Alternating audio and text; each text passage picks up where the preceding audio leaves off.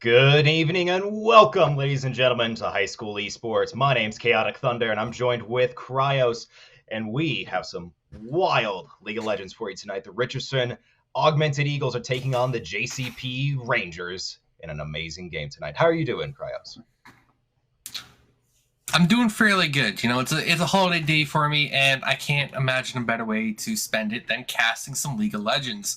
Now, I'm not too familiar with the Texas region here, but I'm excited to see what the next generation of high school talent brings forward. I've seen the collegiate, haven't seen too much of the high school, so I am just excited to see what the action will be here tonight. Absolutely. The Rangers are coming out of they're going to be in and around the California or down in Texas region, going to be coming from the Dallas. I know a lot of the bigger areas, Houston, Dallas, Austin, are bringing out of these some of these powerhouse teams, especially in the high school areas. So really looking forward to see what both teams can bring forward for us tonight. Ooh, yeah, and I know we've had I would say some late patches with League as well. So the meta is still in shift as well. So seeing what these powerhouse teams can develop when they have time to sit on a meta and work with it is always fascinating. I know Zach and Maokai have had nerfs recently as well. So I'm definitely interested to see what sort of power picks both these teams will favor in this best of one series.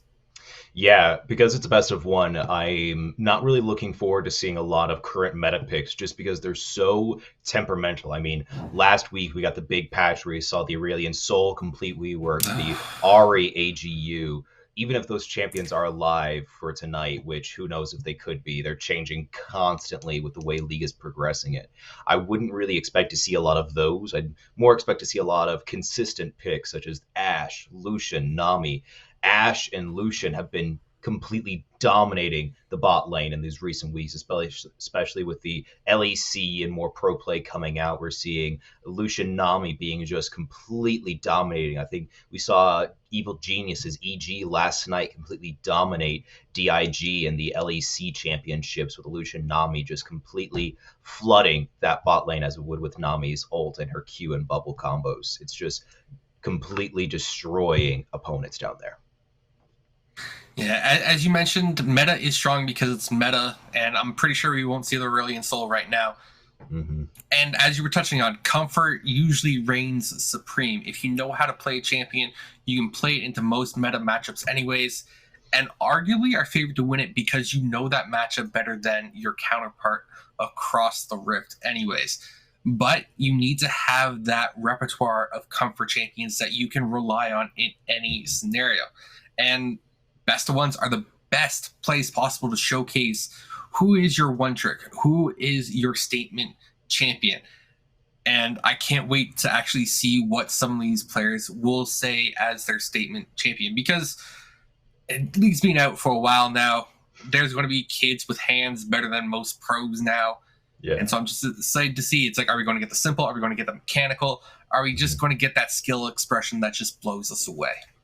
Yeah, you always want to see who's been playing the most, who's spent, hours and hours and hours with this champion, who just knows the perfect meta play, knows the exact build they want to see. But then we also I'm kind of expecting another kid who's just like, oh, it's, I played League for maybe a year and I'm just dominating lanes. We see a lot of powerful bot lanes coming out of pro play lately, the Nami, the Lucian, even a lot of Caitlyn, especially running the Gale Force build. But then we see with the jungle rework in season 13, I'm expecting to see a lot of powerful jungle plays.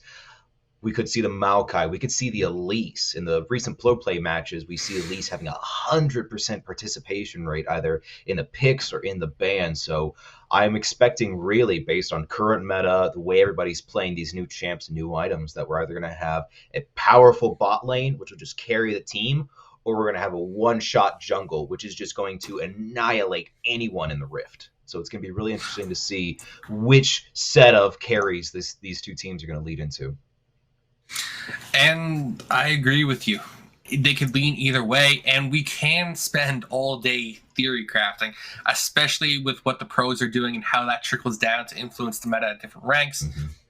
But at the end of the day, we're here for the Eagles versus Rangers, and hopefully we can get into Champ Select as soon as possible, see what these two teams are planning and drafting, and so that way we can actually start picking apart what we will actually get to cast here instead of just theory crafting. As much as I enjoy it, I always like the real thing a little bit more.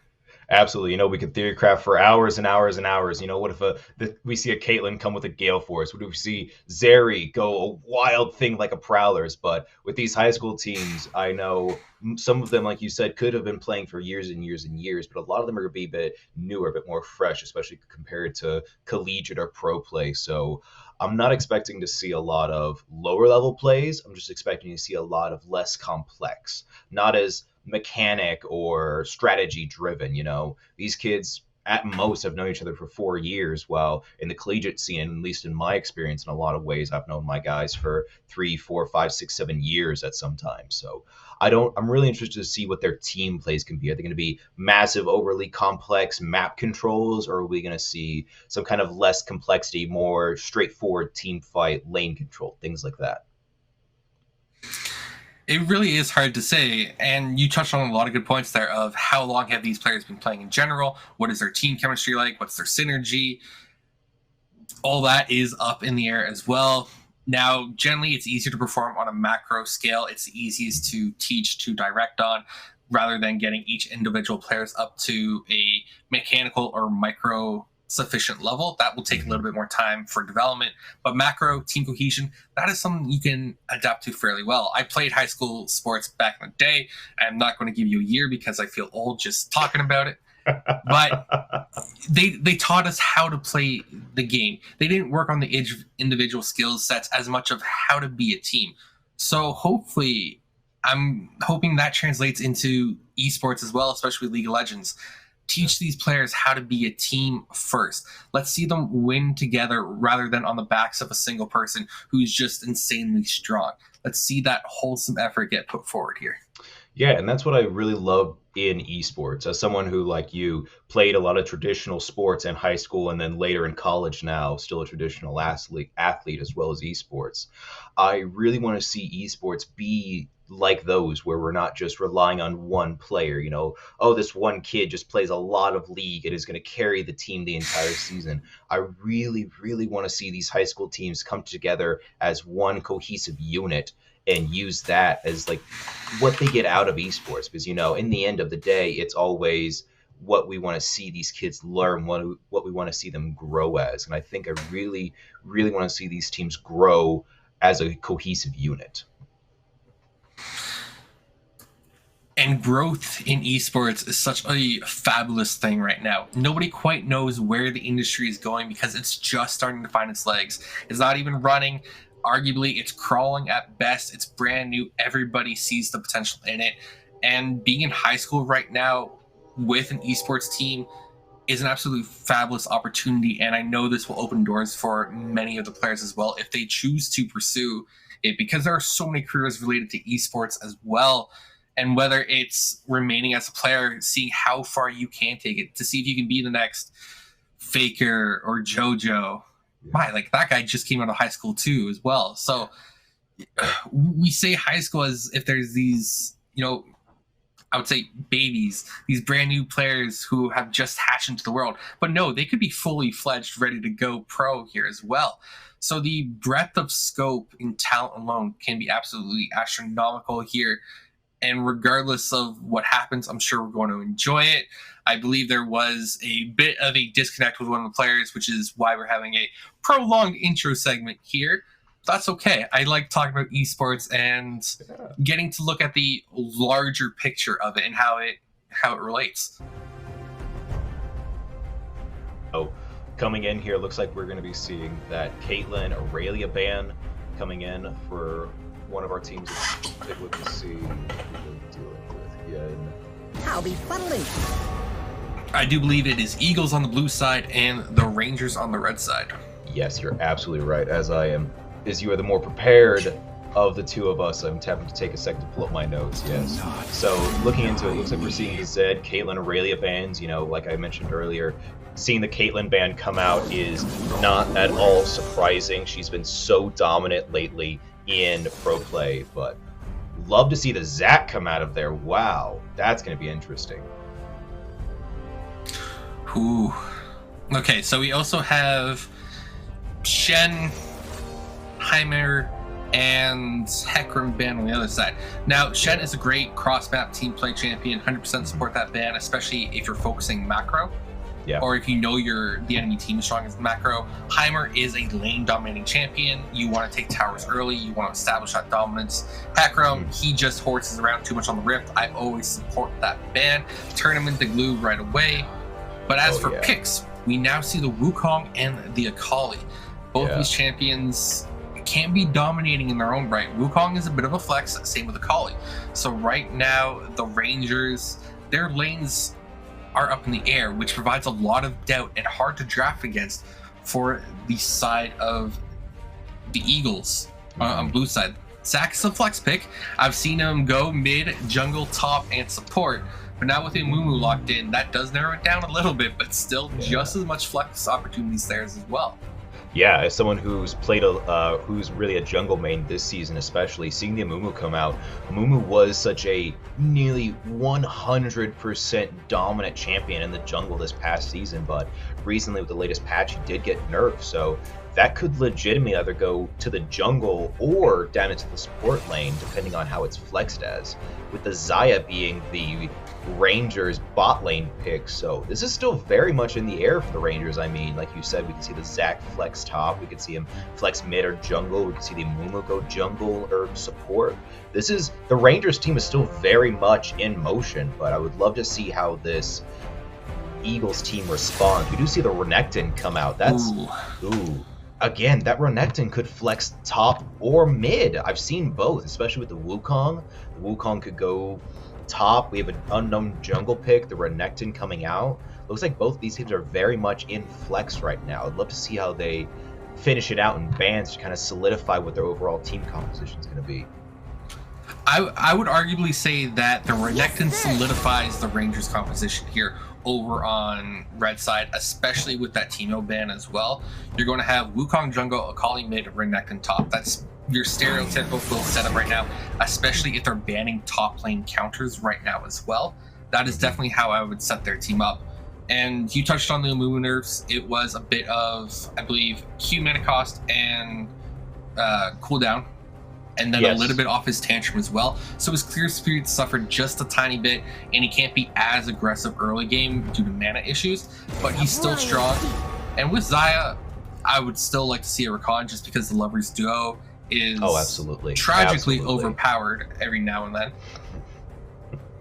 But so far, I'm leaning towards the Eagles composition on blue side. It feels a little bit easier to execute. They have those CC wombo combos that can just disrupt an entire team, lock them down, peel for your carries. So with these final picks. Yeah, we see the Lucian come out there from the Eagles. I think I'm going to have to agree with you. Now that they're solidifying that Lucian, I'm going to agree with the Renekton top, Kali mid, Wukong jungle. Lucian's going to come out into the bot lane, you know. Lucian's always an interesting pick for me because he's such a strong champion in the early game, but then he just drops off incredibly hard in that late game. So I really want to see how these Eagles play early to mid, if they're going to be oppressive, because they have the Wukong, they have an early game tank in the jungle. So do they play up and aggressive, secure those early drags, secure the early Rifty, secure the early Scuttles even, to see how they play this. Ooh, the Tara cover. Ooh, Taric. Okay. Oh, okay. That's a quick lock-in for the Taric as well. Yeah. And I 100% support it. Because you have a Wukong, Renekton, Akali, all three of them want to dive into the enemy's face. So being able to pop that Taric ultimate for that, we'll say, invulnerability period is what you get. Is absolutely massive. When you know you're going to be in the middle of the fight, just denying all sorts of damage, absolutely massive. Yeah, and we're on the side. Go on. No. And you love to see the Taric go with the Lucian there, just because with Taric's ultimate, Lucian has so many dashes available to him. He can Q right into it, popping ult into it as well. Q flash ulti is the Lucian combo standard every time. And the reason it gets shut down so quickly is he doesn't have enough health to back it up. But with he has a Taric ulti, you're going to Taric stun off his Q. with their his passive allowing him to be shielded together, that's going to be a powerful Lucian bot lane because he can just dash in, root somebody, ult him out, in and out, and it's going to be powerful down there. I'm a little bit worried for the Eagles here over on blue side. I think the Rangers, they know their team identity. They know their team composition. They know how they want to play the game. Mm-hmm. Where the Eagles, it feels a little bit of a disconnect there between some of their parts. You have Gangplank who wants to scale in the top lane. He wants to get ahead, impact the map from across the rift with the, what is it, Barrel Barrage or something like that anyways. Cannon Barrage. Not Barrels. Barrels is the other ability. But then Zakamu, they want to just dive right in. Xayah does have those tools to stay safe, to kite back, but she can only do it once for a fight with her ult. Where Katarina also wants to dive right in. So they have a little bit fewer tools for protection, but if they use those tools for kiting back, I think they might be able to pull out a fight well enough, because I feel like they do have a range advantage overall, which they can leverage to maybe poke out these fights a little bit before they full commit, and hopefully draw out that Taric ultimate before they actually commit to these fights. You know, looking over at the bans from the Rangers side, I'm starting to notice a pattern there. We see the Ez, Varus, Zed, Aurelia, and Kate. Now, the common denominator I'm seeing between them is movement and dashes. So if the Rangers did a bit of scouting, looking at the Eagles, seeing what they play, the one thing that immediately comes to my mind as someone who would scout all my opponents just the same is that the Eagles seem to want to play a heavy movement team, which fits well with what they've got. The Akali, the Lucian, even the Wukong with W and Q allow him to dash and high movement forward. So I'm actually kind of understanding the Rangers team more and more as I look at it. Zac, Xayah, Amumu, and Gangplank all have CC abilities that can lock somebody down. So if the Rangers are playing a heavy CC team fight comp versus the Eagles' preferred comfort kind of dash, high heavy movement squad, I can definitely understand and kind of see the overall thought process behind this Rangers composition a lot more now. And for blue team, I like their champions. I like their ultimates. Mm-hmm. I think they can do well. But just for fun, for theory crafting, seeing how the enemy drafted with Wukong and Akali early, I almost say it's like go zone control here. Get that Poppy, get that Vigard, and just set up a wall where they can't get to you, because you'll either stop them or stun them as they try to engage. So having that zone control could have been absolutely phenomenal here. But in a best of one, we only get one shot, and these are the two teams that they have drafted. So, Chaotic Thunder, I have to ask, which side are you favoring right now to win it? Right now, based on nothing but the picks we've seen, the overall draft, I gotta favor blue side with the Rangers. I gotta think that Gangplank, Zac, Amumu, just infinite CC combo is gonna be so dominating that the Cat and Xayah are just gonna be able to jump on the back line, and the Eagles kind of zone range control is just gonna fall apart mid-team fight. Fair points indeed.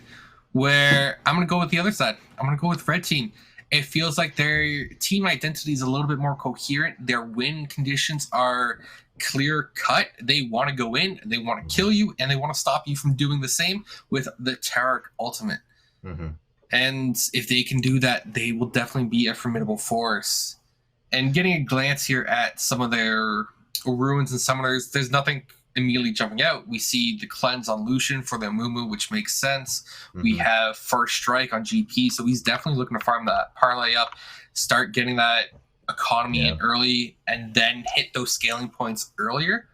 Yeah, interesting thing I'm not seeing from the bot lane of Amumu, or even the bot lane on the Eagles side, or any bot lane now that I'm looking at them a bit more, we're not having any exhausts. We're either having cleanse there on the Lucian, which is the normal play we like to see, but then I'm not seeing exhaust coming down bot lane. We see the ignite, and we're seeing double ignite on the supports, so we're not going to have as much sustain or kill potential in the lane, but we're going to see what we can do there. Yeah, there's only so much we can do after all. With summoners locked in, it's going to be interesting. And here's the aforementioned disconnect that was brought up earlier. But we should be getting, hopefully, into game soon enough. But it does mean that we can talk about things just a little bit more. Yeah. So we have pressed the attack on Lucian as well. So definitely looking for the initial burst there. He wants to stack that, pop it, trade heavily, trade frequently, and repeat it. Where the Lethal Temple and the Zaya, they want some more prolonged engagements. They want to be able to hit you, stack that up, then look to shred you. So these two teams definitely want to fight differently, especially in the bot lane. Mid lane, I'm expecting to be par for the course. Katarina versus Kali, there's not much more to it.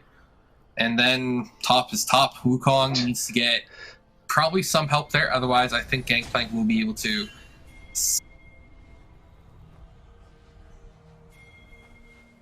Welcome to Summoner's Rift.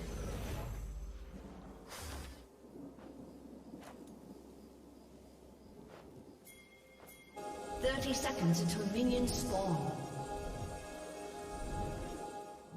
Saw the Wukong, the Lucian, kind of swap in there, and I was a bit surprised. We might see an early invade here from the Rangers, though.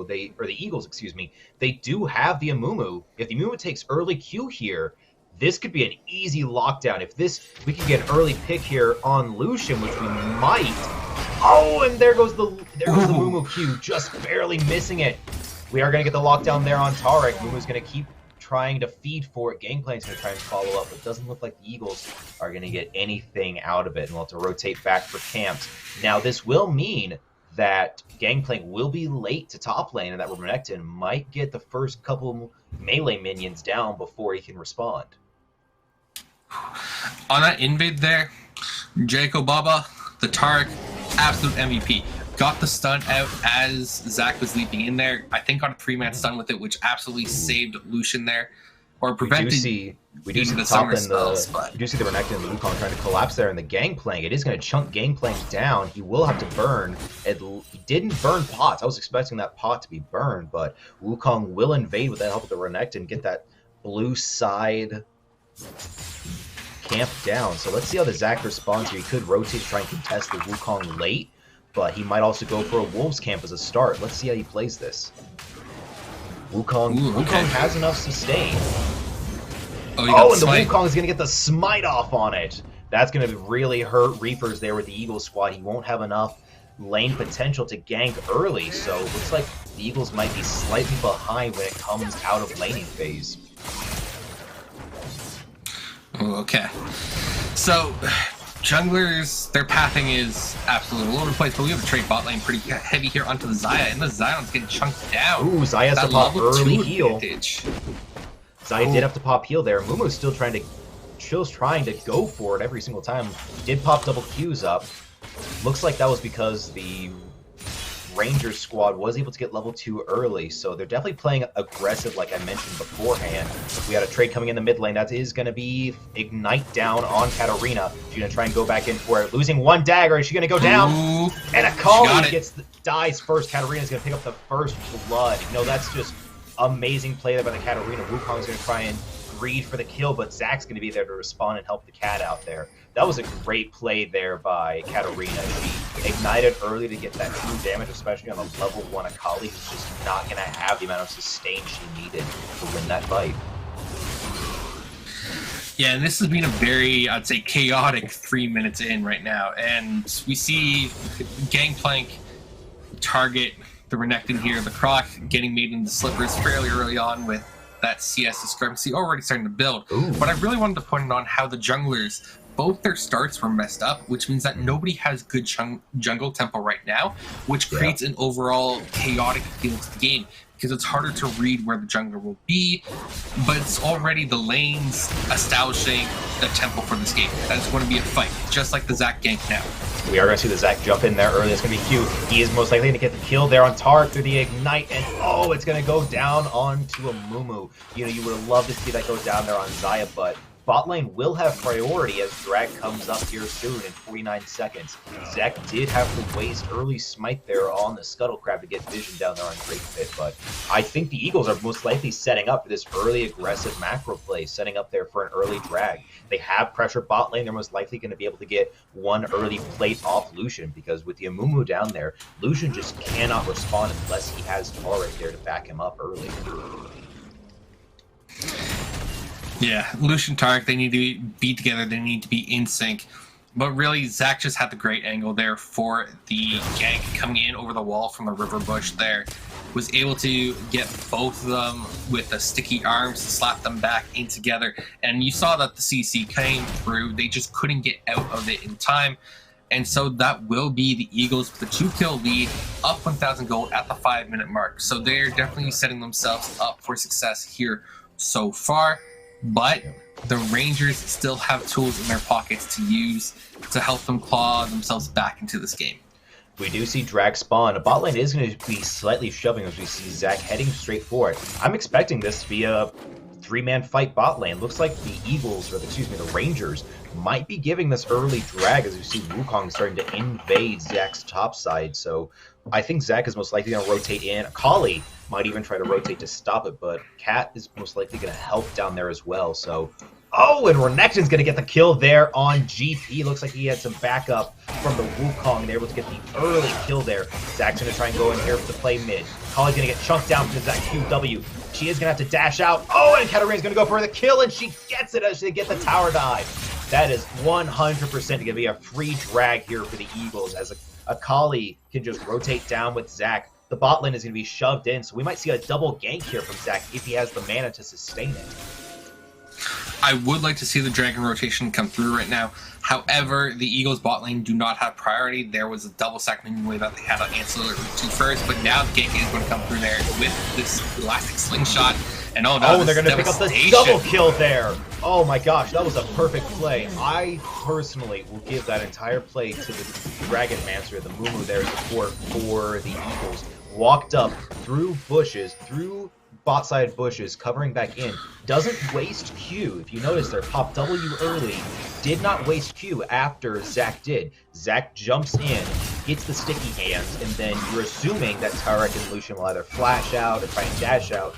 That's when the Mumu popped Q to secure the kill, so they had enough CC to lock them down, and that will secure an early drag there. And early dragons are always nice, especially when it's an Infernal Dragon. Having that extra bit of kill potential, that percentage damage amplification is always nice to have, especially when you're the team ahead, because now your little bit of goal lead suddenly extends just a little bit further. Your water, or your wallet gets a little bit fatter, and now Shen is in danger here, and it's probably going to drop. See a fight going down top lane there. GP is going to waste ulti. Renekton dives back into the ulti. Shen might have kill potential. He doesn't have the summoner spells. If OTP Shen there, who's playing the gangplank as it would be, if he had flash there, that's a kill all day in the Renekton. Renekton doesn't have, they both have 6, but Renekton is 1 level ahead, so it could have been an easy kill, but looks like they're going to have to force lane, and I'd expect Cake Monster and Renekton to have to rotate over and grab an early Rifty as he spawns in. And Rift Herald on top of a dragon is always very, very good. But it seems like multiple lanes are still Akali's gonna die! Goes down! As Katarina gets a double flash ignite off a tower shot, she is gonna rotate. We are seeing such an oppressive mid lane. Mage Median. Oh, that's gonna be a flash top lane. Is that a scuffed flash there from Cake Monster? Oh, it could be. It could be. Gosh. He was definitely overstaying there. We didn't get to see the entire fight there, but if that could have been a scuffed flash, that might cost them the Rift Herald, as Zach and Gangplank are both going to have enough health, enough mana to rotate back up. If not Akali, she's 3 kills up, nearly 10 CS over the Katarina. Excuse me, the Katarina's up 10 CS over the Akali.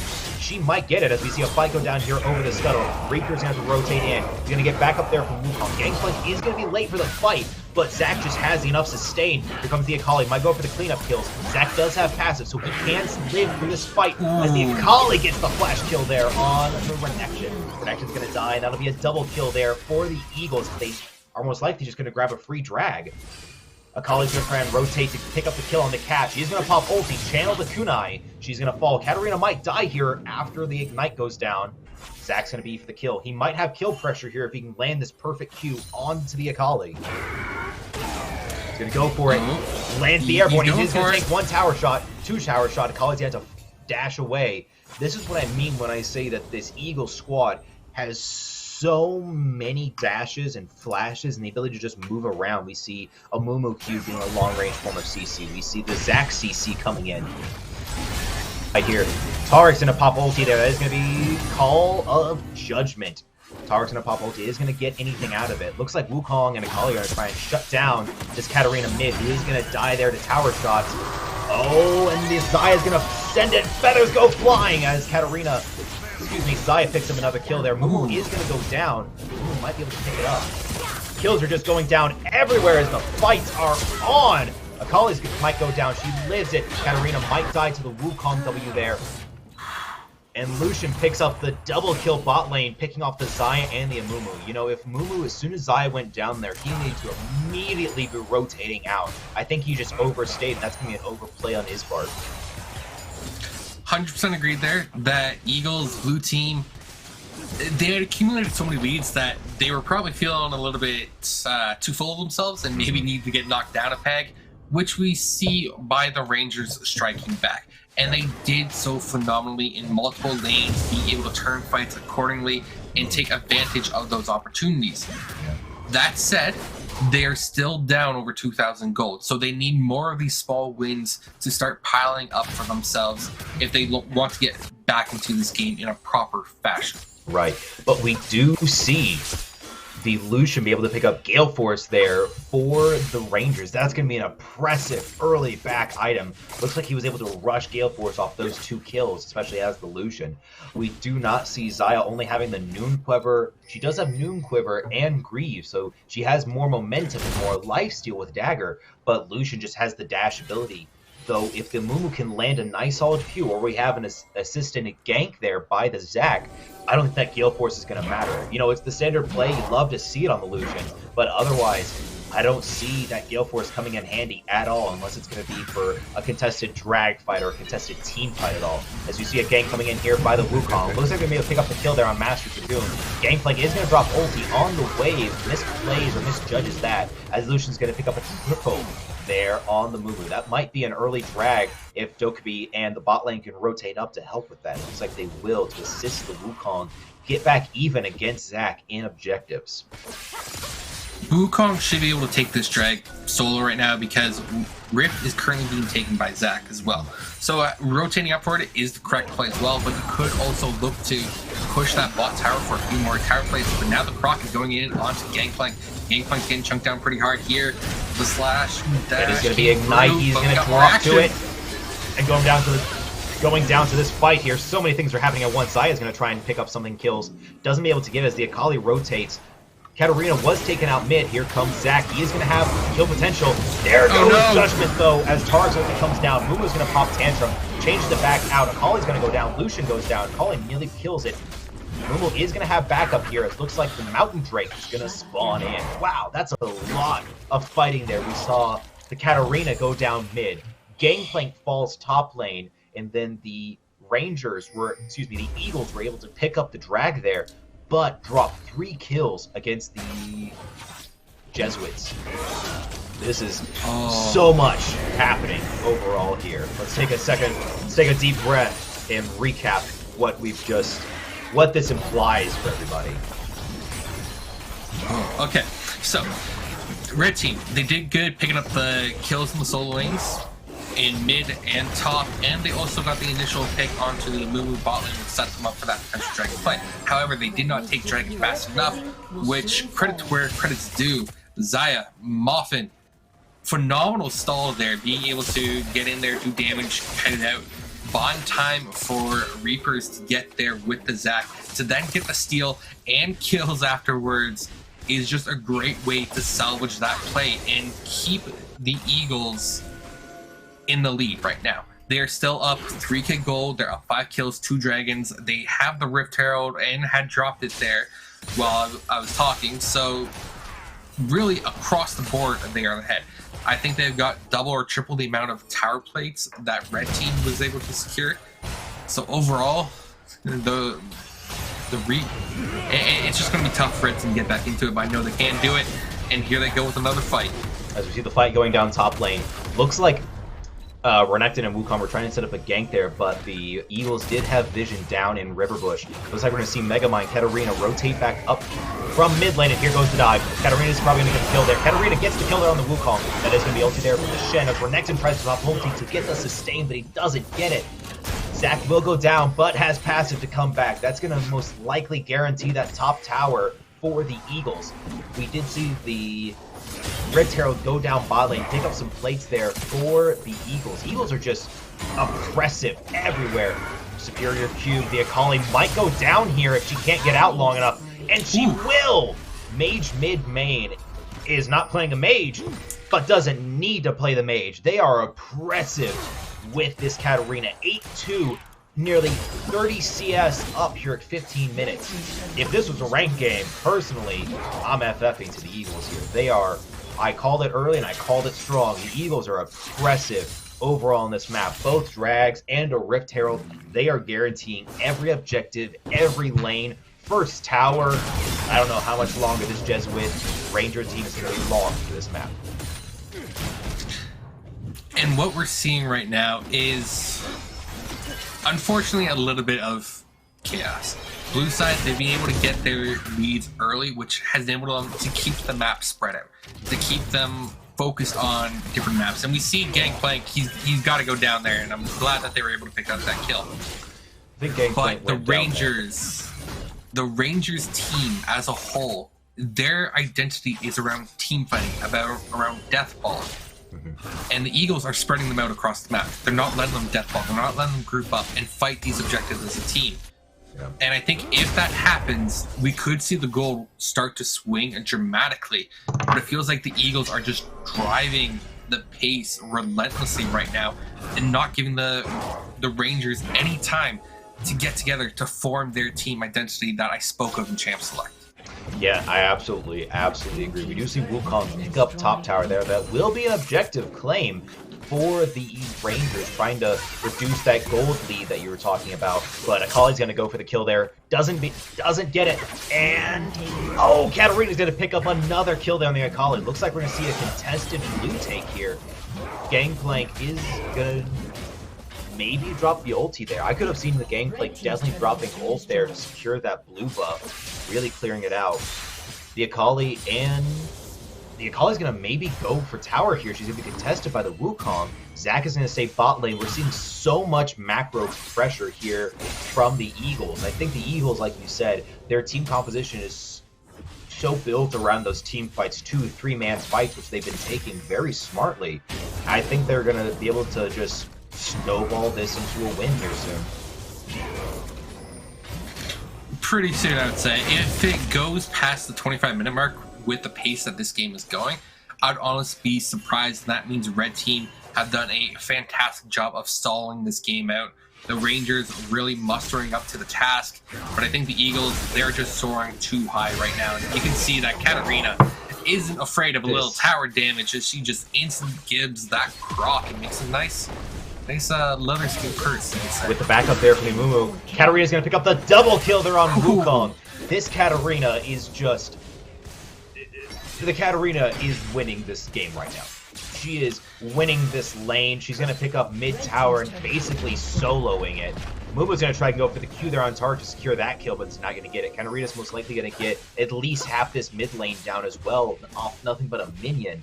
Looks like the drag is going to go up. We see Zac and Zaya down there securing that bottom drag. That will be soul point for the Eagles team. So I think this Katarina is such impressive. 11-2, nearly 50 CS up. We are going to see this fight go down here top lane, though. Oh, and Gangplank! Oh my god! That crit! That parlay! God, that is going to be the item that the Serax. And Katarina's going to get another kill down on the Lucian. She is going to get shut down there by the Wukong combination with the turret. Going back to that Gangplank play, gets the Ignite onto the Akali. The Akali, 0-7 right now, has nothing to her name. Is not going to have any ability, any CS to help back her up there. Barely any items. She does have the Hex Core, but that's it. The game plank, Prowlers now had the Sterax and the Soul Cleaver is going to be the big deciding factor there, as he has enough lifesteal and crit damage to end that fight early. Akali will go down, but 12-3, she's going down very gracefully here in the mid lane. The Eagles are going to head up 21-10 here at 20 minutes, nearly a 8k gold diff. This Rangers team is just getting, I can't think of another word other than just completely dominated right now. They've had a few good moments, but without being able to play to their win condition, their team definitely looks a little bit more scattered. It happens, especially when you have the traditional solo queue Katarina on the enemy team, and we can see that Katarina's looking for this play right now, but the fight matter is Wukong's going to go down, and the fight is already over on the other side as Katarina picks up 2, Gangplank picks up 1. Katarina with the double kill. Gangplank picks up the kill there on the Akali top. That will be flash down, but Baron's going to be up. I'm surprised we're not seeing a Baron rotate here from the Eagles team. I mean, you have 4 Eagles down, or excuse me, 4 Rangers down. Where's the Baron play? That's what I want to know. Do they need it though? Absolutely. They can take down a tower in a single wave. I don't think they actually need Baron in order to end. Baron is the safer play, but with only 1 defender left, you can easily tower dive this proc and still come out ahead. And that's exactly what they're doing. That is going to be a Renekton ulti, as Xayah does get the kill there as feathers go flying.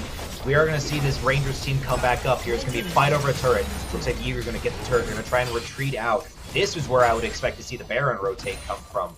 If nothing else, they just push lanes and back. Looks like the Rangers are going to try and greed for this kill, though. Wow, that's... Zach's going to dive in, going to land it on the Taric there. Taric's just going to be chunked out like nobody's business. Lucian also going down, chunking down the Gangplank. He is going to pick that kill up, but they're going to give an inhib for it as Lucian and Wukong are at the back to try and stop this Nexus pressure. I wouldn't be surprised if this is the game. This might be it. We have our Taric. We have our ulti win condition down. We see Katarina has ulti. Mumu has ulti. Zach has ulti. This is a 4v4 here. This might be the game. Next wave is going to be rotating in 5 seconds.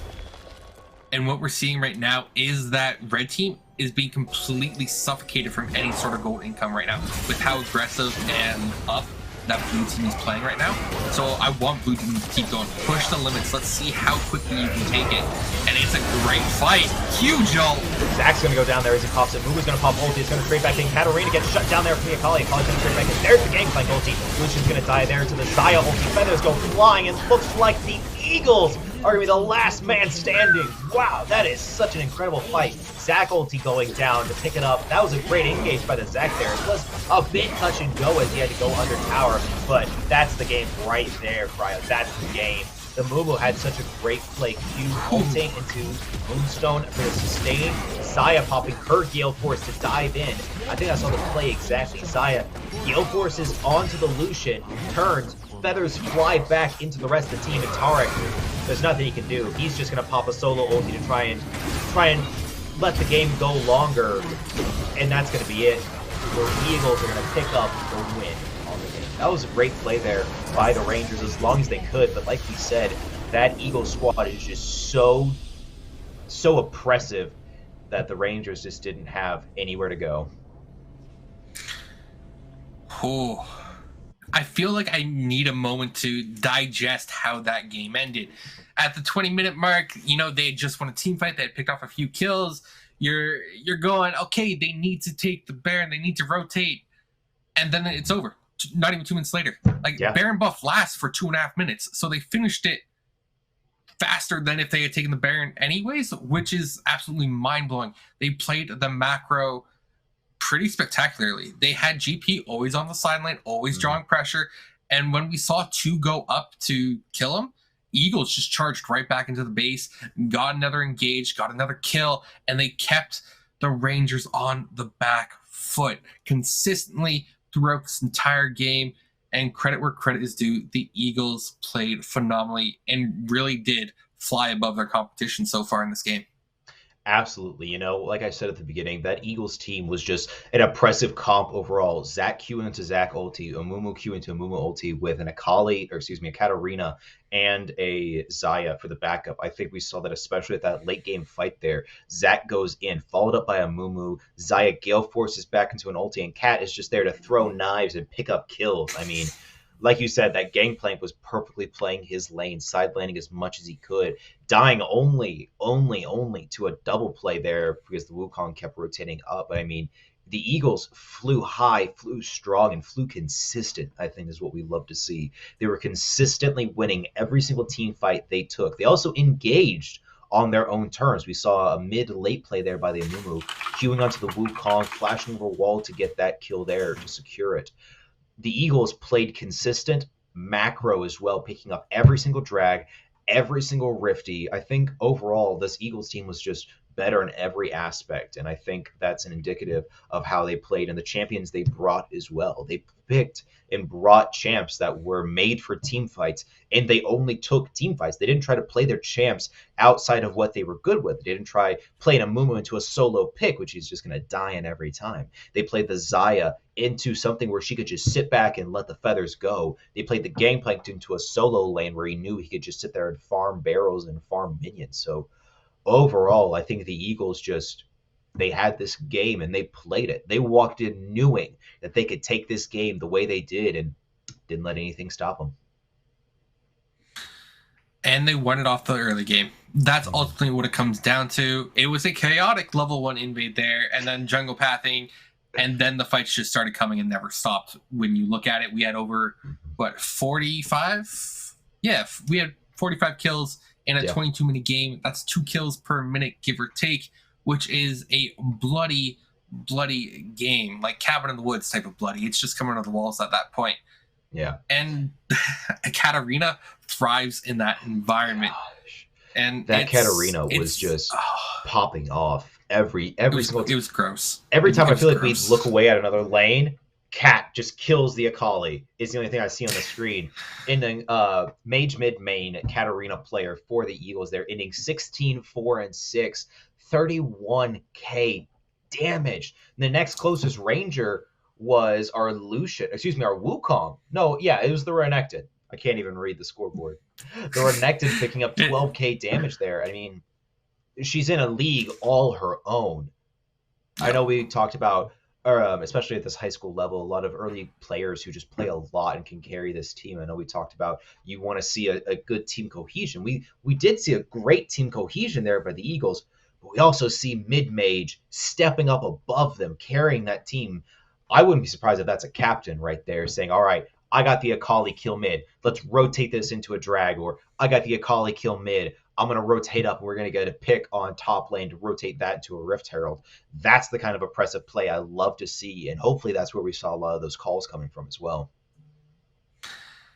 And to give credit where credit is due, because this is a high school league, this is about development and having fun as well, is that the Rangers, they stuck with it. They kept looking. Yeah. They didn't just give up. They always tried to make the play, even if it didn't quite work out. And you do see that they did have some grasp of macro as well. They did rotate for dragons when they get picked. It just didn't work out. They did rotate Akali out of the mid lane up to the GP. Unfortunately, GP was also fed at that point, so the Akali was still in a tough lane. But they tried to adapt continuously throughout the game, which in a best of one is incredibly hard to do because it's so easy to say, hey, this is my game plan. This is what we're sticking to. This is how we need to function as a team. But to make those adaptations live in the middle of the game, absolutely phenomenal self-awareness out of the Rangers. And if they can keep incorporating those elements, no doubt they will go higher than what we saw today. Today may have just been a bad day for them, but they definitely have promising elements in their team. Yeah, that's one of those things you just you can't get around it, especially when we have just a BO1, a best of one here. We don't get to see what the Rangers' response would be. That's what I would love to have seen, is how the Rangers respond to this. Do they, if this was a best of three, do they change up what their draft looks like? Do they change up what the bans look like? Or do they just stick their comp that they have planned out and just run it through, trust the plan, trust the objectives? I absolutely agree with you, however, that they did play for those objectives. They got a pick, rotated in. They did everything right. They did nothing wrong other than they lost solo lanes. They gave that such early game power to the Eagles when they were playing early aggressive champs that you just can't give it to. You can't let it Katarina go 16-4. I believe it was 4-0 within the first 10 minutes. You can't let that happen and expect to be able to win the team fights from then on. Yeah, you can't really walk it off. But I would say if you were to see a best of 3 here, I would probably say the Katarina gets banned. Oh, Katarina can't be left on the board. First ban. So. They dropped the Shen, which I can only assume was because the Eagles top laner was OTP Shen. I mean, if I see that name come up, I'm first thing going dead is that Shen. I'm not letting him through. He has over 100 games on Shen so far this season because I had a look. Mm-hmm. But yeah, it's just absolutely phenomenal. So I believe that's our only match right now for the Texas region. Yep. Our next match will be from California. So we are going to throw it to a quick break while we get that game set up and ready to go. And personally, I need a drink of water after that impressive and bloody match as well. So take this time and grab your own refreshments too.